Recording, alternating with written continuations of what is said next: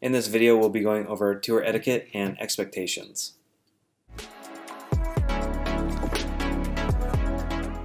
Hi, my name is William Singh. I'm a local real estate agent in the Portland, Oregon area. Let's dive into this topic. One of the things to note is when we are going to these tours, I will typically send you a tour itinerary beforehand. We'll meet at the first place, and then from there, we will probably have some talk, or maybe even a talk before, about are we going to be carpooling or are we going to be driving to each individual house in separate cars. This is really up to the individual. As of recently, I've just been doing a lot more tours where we kind of drive in separate cars so that way we don't have to loop back around. But again, totally flexible to whatever works best for you. A pro tip is to bring shoes that are easily taken off. So when you have shoes that you can slip on and off, makes tours a lot easier, especially if you want to go into the backyard and you have to put your shoes back on. There will be booties at most places, so you can always slip those on, but sometimes they're a pain in the butt for people. So one of the things to note before you go out onto your tour. When seeing homes, what I will most likely do is just open up the door and then I will let you lead from there.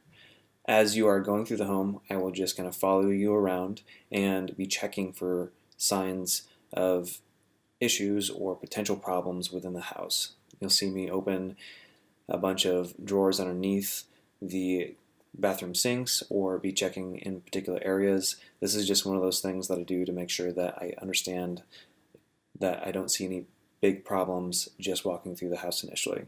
Remember that when we do an inspection of a place, they will do a much more thorough job than me, but it's just a way for me to at least assess the home and the potential problems.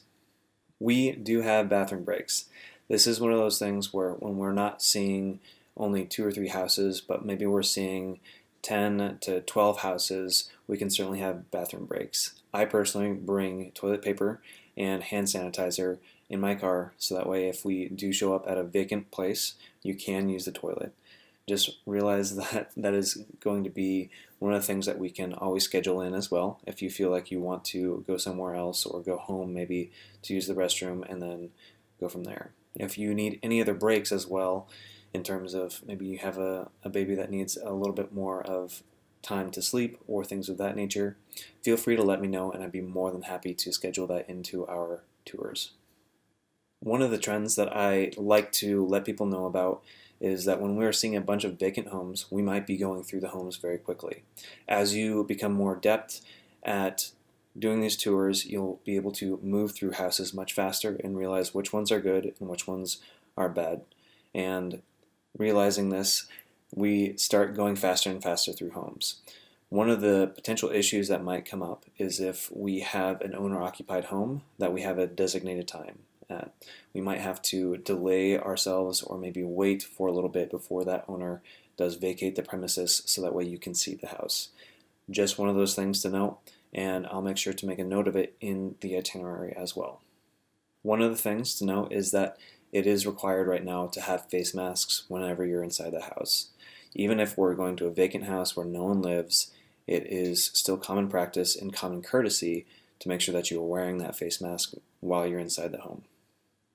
At the end of all the tours, what I'll ask you is, do you want to write an offer on any of these? From there, I will essentially give you the options of what might happen and how that will go.